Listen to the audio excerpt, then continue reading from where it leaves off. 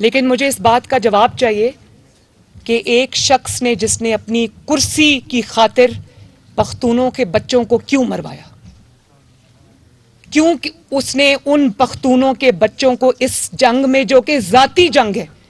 فساد ہے، انتشار ہے، اس میں جھونکا؟ کیا قصور تھا ان بچوں کا؟ کہاں ہیں عمران خان کے اپنے بیٹے؟ جہاد تو اگر جہاد ہے تو جہاد تو آپ پہ بھی فرض ہے، مجھ پہ بھی فرض ہے، پاکستان کے ہر مسلمان پر فرض ہے۔ تو جہاد تو ہر مسلمان پہ فرض ہے، تو اس کے بچے بھی مسلمان ہیں، ذرا آئیں جہاد میں، تمام جو فرنٹ لائن ہے جہادیوں کی اس میں کھڑے ہوں۔ لوگوں کے بچے اور عمران کے بچوں میں فرق ہے؟ کیا فرق ہے ان میں کہ وہ عمران خان کے بچے اور یہ غریب عوام کے بچے، یہ پختونوں کے بچے؟ اور پھر کیا فرق ہے ایک دہشت گرد میں اور عمران خان میں؟ دہشت گرد بھی اسی طرح حملہ آور ہوتے ہیں ہتھیاروں کے ساتھ پاکستان پر، وفاق پر، ایک صوبے کو دوسرے صوبے سے لڑاتے ہیں۔ کل جو خیبر پختونخوا کے وزیر اعلیٰ نے بیان دیا ہے، وہ ایک صوبے کو وفاق سے لڑانا اور ایک صوبے کو دوسرے صوبوں سے لڑانے کی بڑی گھناؤنی قسم کی سازش ہے کہ میرا اگر اقتدار نہیں رہا تو میں ہر جگہ آگ لگا دوں گا، نہ اس میں میری کوئی پاکستانیت ہے، نہ پھر اس میں مجھے کسی کا کوئی خیال ہے۔ تو یہ عزائم صرف اور صرف ایک دہشت گرد کے ہوتے ہیں۔ تو کیا فرق ہے عمران خان میں اور دہشت گرد میں؟ تو میں آج سارے قانون اور آئین نافذ کرنے والے اداروں سے یہ سوال کرتی ہوں کہ کیا ایسے دہشت گرد کو جو کھلے عام اپنی دہشت گردی کا اعتراف کرے، کیا اس کو کھلی چھٹی ملے گی؟ رد الفساد جب ہم نے لڑی تو وہ دہشت گردوں کے خلاف تھی نا، وہ ٹیررسٹ بھی سامنے کھڑا کر کے وردی میں ملبوس ہمارے فوجی بھائیوں کو اور ہمارے پولیس کے بھائیوں کو اور لا انفورسمنٹ ایجنسیز کے سینوں میں گولیاں اتار۔ میں پورے وثوق کے ساتھ یہ بات جو آپ کو معلوم ہے میں کہنا چاہتی ہوں کہ یہ فساد، یہ جہاد نہیں ہے، یہ فساد ہے، اور اس فساد کو روکنا عین جہاد ہے۔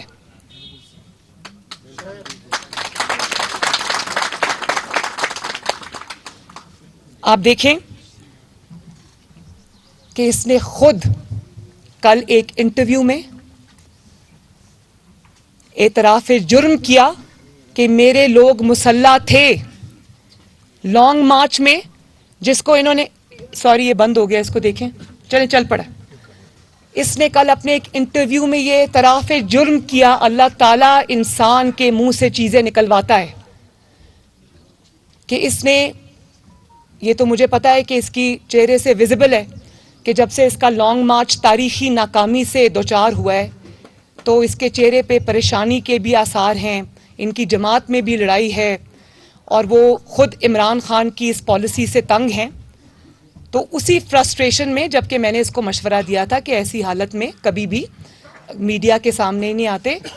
نیند کی دوائی کھا کے سو جاتے ہیں گھر میں،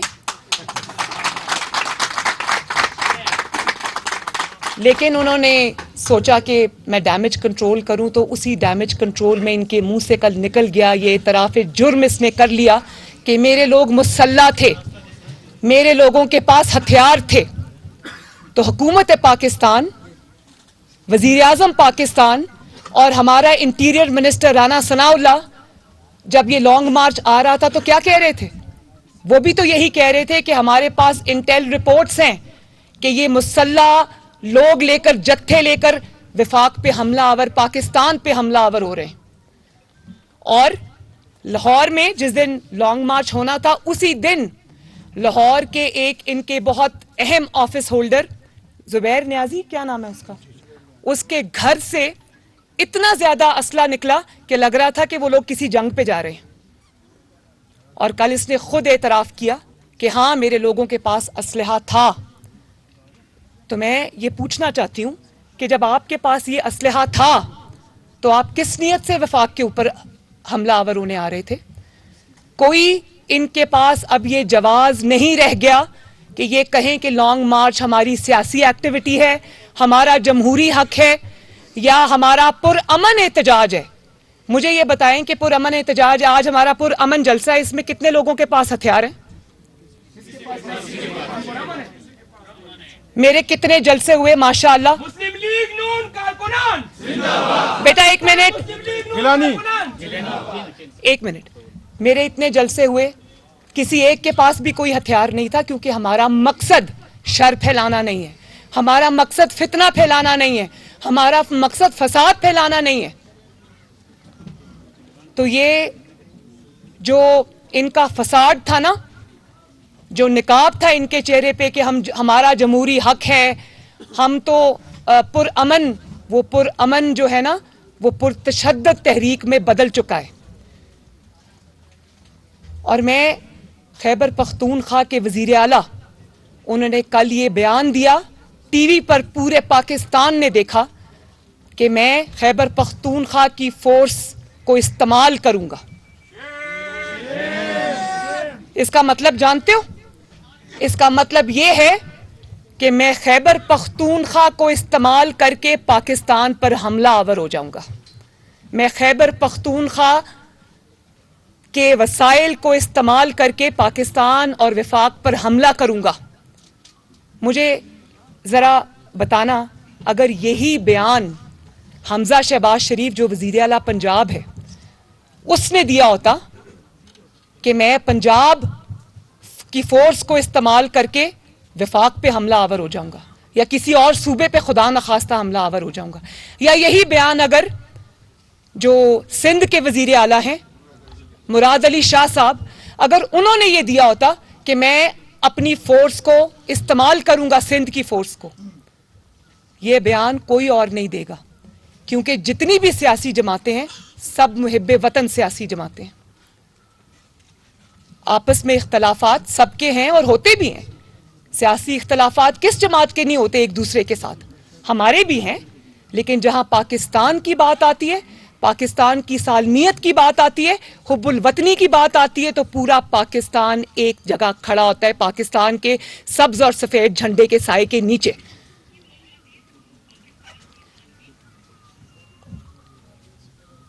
تو میں یہ سمجھتی ہوں کہ خیبر پختونخوا کے جو غیور عوام ہیں، خیبر پختونخوا کے جو غیور پختون ہیں، جن کی صدیوں پرانی روایات ہیں، انہوں نے ہم سے بھی پہلے عمران کے عزائم کو سمجھ لیا، اسی لیے کیونکہ میں خیبر پختونخوا سے آج بات کر رہی ہوں، تو اسی لیے انہوں نے عمران کے لانگ مارچ میں حصہ نہ لے کر اس کو ناکام بنایا۔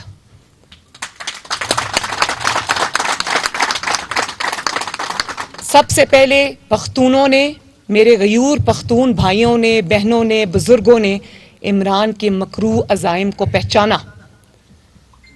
لیکن مجھے اس بات کا افسوس ہے